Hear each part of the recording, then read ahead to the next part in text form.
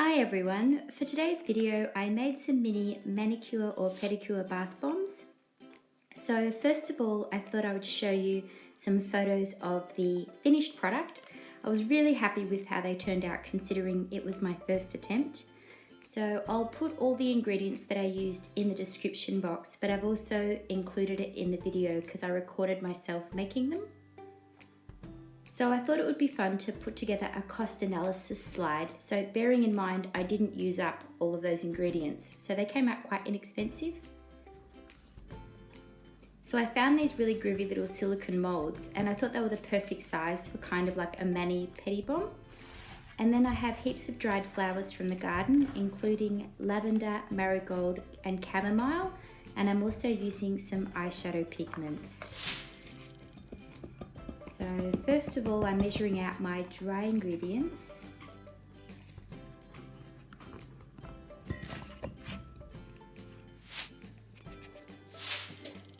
So I found citric acid in the baking section of my supermarket. I've heard a lot of people have troubles finding it, but I just found it at Coles in the baking section. So not sure if you have a Coles near where you live, or if you're in the US, you might need to check the baking section of your supermarket or anywhere else in the world for that matter.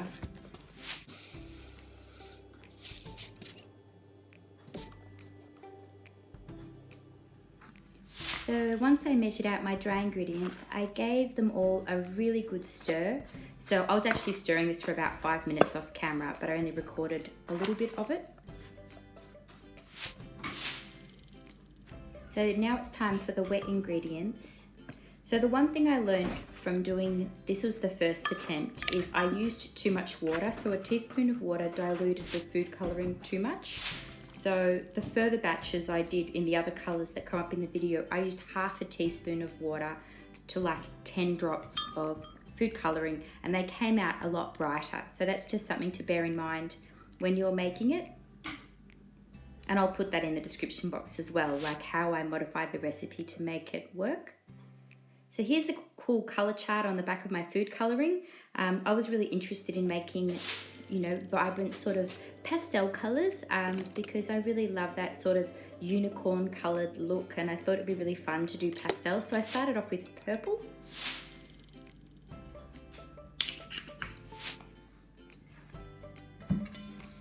So I decided to divide down my mixture, so a little bit of the dry mixture and then add the food colouring and liquid to it. So I sort of did this in quite a few little batches. I ended up doing 5 colours in total.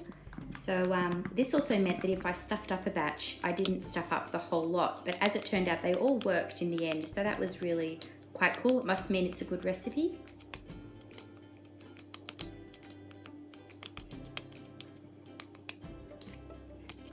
So the trick with making these is you're meant to add really small liquids at a time. So you don't pour all liquid at once, because otherwise the powder will fizz and then you end up with an unfizzy bomb. So you add a tiny bit and then you stir it, and then you add a tiny bit more and then you stir it, and you're meant to get to the consistency of wet sand. So when it feels like wet sand consistency that'll clump together but it's not too wet, a bit like this, then you know that you've got the right consistency. So as you can see, it's not as purple as I would have liked, but as I've learnt for next time, no drama. So now I'm putting some dried lavender from the garden. So I actually just had this hanging up in one of my cupboards to keep it smelling fresh where I store the towels, and I was like, oh, I can use that today. So that was quite handy. And then the other dried flowers were already just dried on the plants in the garden, so I just picked them off. But you can buy dried flowers at, I think, health food stores if you don't have any.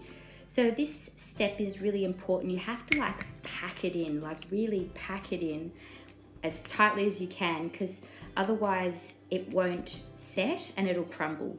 So I just really went for it. And it's surprising that that whole little bowl I made doesn't actually fill that many little ramekins once you get started. So yeah, my advice, pack it in. So now we're doing our next colour. So in the description box, I'll also include what essential oils I used, but basically I chose lavender, patchouli, and rosemary and clary sage. And that's because they're all excellent for your hair, which means they must be excellent for your nails. So I figured that if you're going to soak your hands or your feet in something, you should use essential oils that are complementary to those parts of your body. So now I'm just using some eyeshadow pigment because I thought it would be fun to have some glittery ones, and I was just showing you then on the back of the bottle, this is safe for your lips, which means it's safe to use, like if you were to put this in a bath, you're not risking like making yourself ill from the pigment. So always use, you know, sort of that grade of glitter or pigment if you're going to use it for bath bombs, especially as gifts. So I'm just packing that in again. So now we're using some pink pigment. If any of you have watched my videos before, you know how much I love using pigments for different things because they're so vibrant and they just make things really sparkly and beautiful.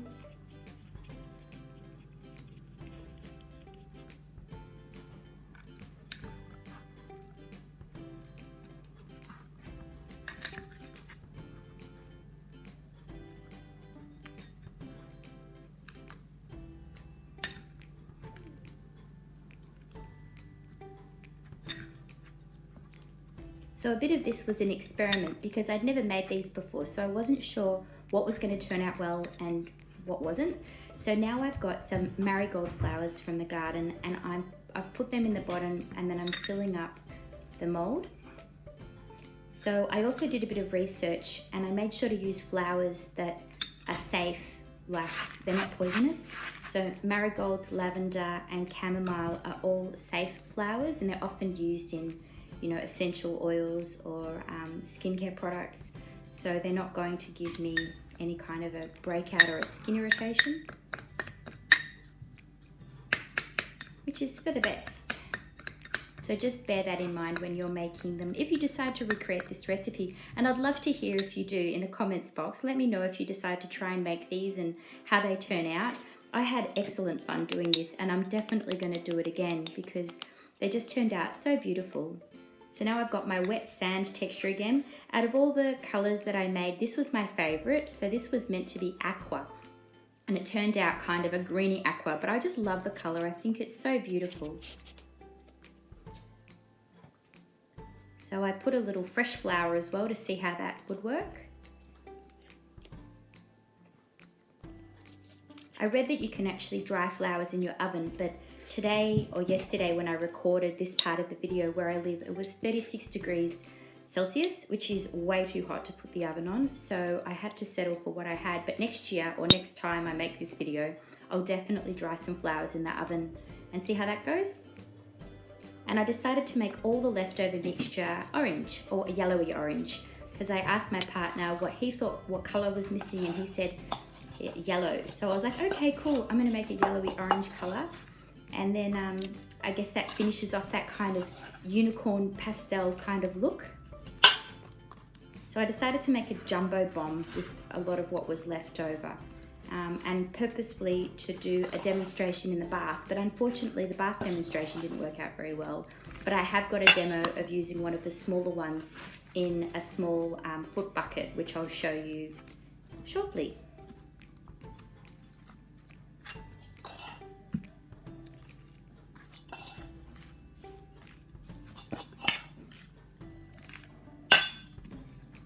So as you can see, I'm just packing it in. I actually used the cupcake container to do this. So the little molds that I bought, the container they came in, I just used that as a mold for the bath bomb. And it worked well. It was just a little bit challenging to remove, which I'll show you in a minute, but it worked.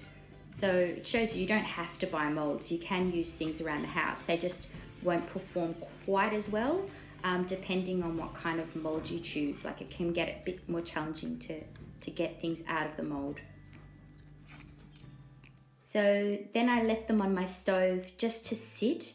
So you need to leave them for 24 hours, but I decided 20 hours later, which was this morning when I woke up, I was ready to pop them out, and I called it unboxing to my partner to see how they went because I was just so keen.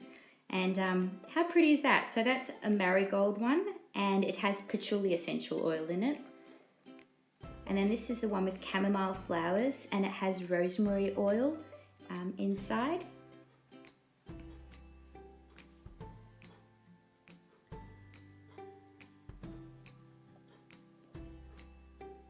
As you can see, this is one that has pigments in it because you can kind of see gold around the edges. And it turned out lovely. Like, I just think that's so beautiful and glittery and just so nice for a gift. Like, I was really blown away how pretty that turned out.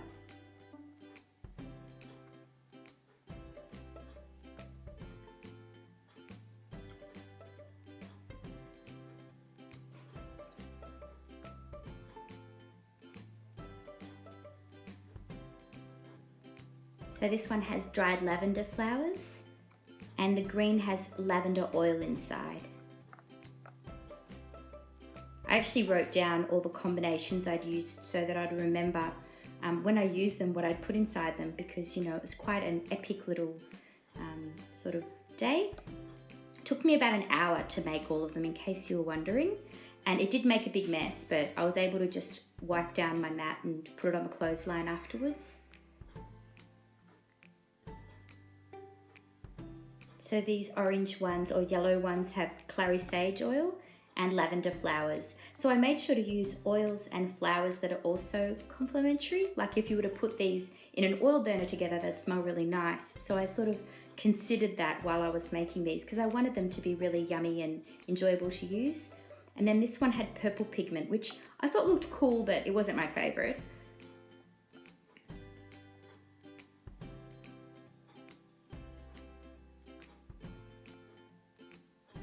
So almost there. And then this was one that I rolled by hand, so it turned out kind of a little bit rough and rustic. So this was me getting the yellow one out of its container that was, you know, the case for the moulds. And as you can see, it's really stuck in there. So I had to use scissors and try and sort of rip the plastic apart. And I did this very carefully. I tried to only cut away from myself and pull the plastic away from myself so I didn't cut up my hands.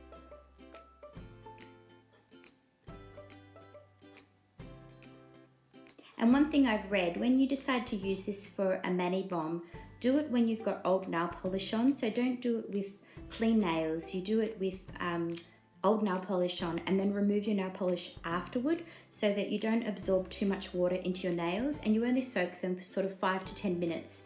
But it'll help soften up all the skin around your cuticles and any dry skin on your hands, and leave them feeling really nice and soft. And that's what I found yesterday when I did it for my feet. I did it with toenail polish on, and then removed my toenail polish after I'd done the soak, and oh, the feet felt excellent. Like, it was really nice. So I'm just showing you now, you can also brush pigment onto the bomb afterward. And I thought I'd show you the imperfect ones as well. So these were ones I popped out of their casing within an hour. So the lavender was within the hour. This one was after about 3 hours with the little flower in it. And the pink one turned out okay. I put it in the freezer for an hour and then popped it out. But as you can see, it sort of damages them being impatient. And now it's time for the demonstration. So this was one I used yesterday as a foot bath.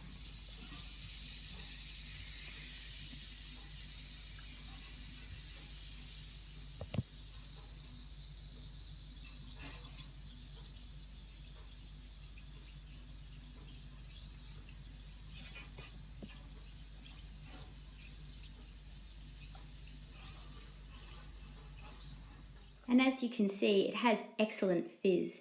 So I'm really happy with how these turned out, and thanks heaps for watching. Let me know if you give it a try, and have a great day. Bye.